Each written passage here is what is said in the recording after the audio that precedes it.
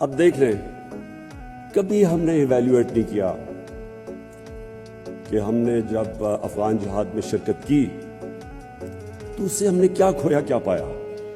اس کی کبھی independent analysis نہیں ہوئی کہ ہم نے اپنی بالکل افغانستان کے لوگوں کی مدد کی، فورن آکوپیشن تھی، ان سے ظلم ہوا، ہم نے شرکت کی، لیکن کبھی ہم نے یہ نہیں ایویلیویٹ کیا کہ کیا ہم نے شرکت اس لیے کی کہ ہم افغانستان کے لوگوں کی مدد کرنا چاہتے تھے، یا ہم نے شرکت کی ڈالرز کی وجہ سے اور ایڈ کی وجہ سے.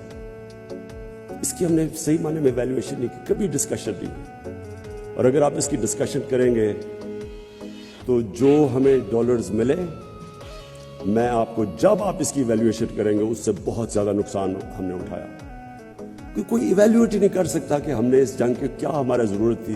اور ہر جگہ اگر آپ باٹم میں جائیں گے تو ہم نے ایڈ کے پیچھے فیصلہ کیا. ہم نے فیصلہ یہ نہیں کیا کہ ہمارے لوگوں کی بہتری کیا ہے. ہمیں ایک کسی اور ملک کے مفادات کے لیے ہم نے اپنے ملک کو قربان کیا اور پھر ایویلیویشن بھی نہیں کبھی کی.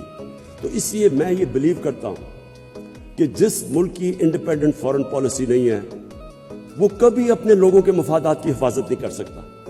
جو اپنے لوگوں کے انٹرسٹ ہے وہ کبھی نہیں ان کو ڈیفینڈ کر سکتا، اور پھر نہ ہی اس کی دنیا میں رسپیکٹ ہوتی ہے. ہم نے پوری کوشش کی اپنے 3.5 سال میں کہ پاکستان کی فارن پالیسی آزاد ہو، بلاک پالیٹکس سے ہم بچیں. ہم برانڈ نہ ہوں کہ ہم اس بلاک میں یا دوسرے بلاک میں. ہم صرف فیصلہ کریں کہ پاکستان کے 22 کروڑ لوگوں کی فائدے میں کیا چیز ہے. ہماری پالیسی صرف اس سے کرافٹ ہو. یہ نہ ہو کہ جو ہمیں ادھر سے حکم ملے تو ہم ادھر چلے جائیں. ہمیں بڑا ناراض ہو کے ایک ہمارے بڑے طاقتور ملک کہا جی آپ رشیا کیوں چلے گئے. ایک ملک کو کہہ رہے ہیں کہ آپ نے رشیا کا دورہ کیوں کیا اور غصے ہو گئے ہیں.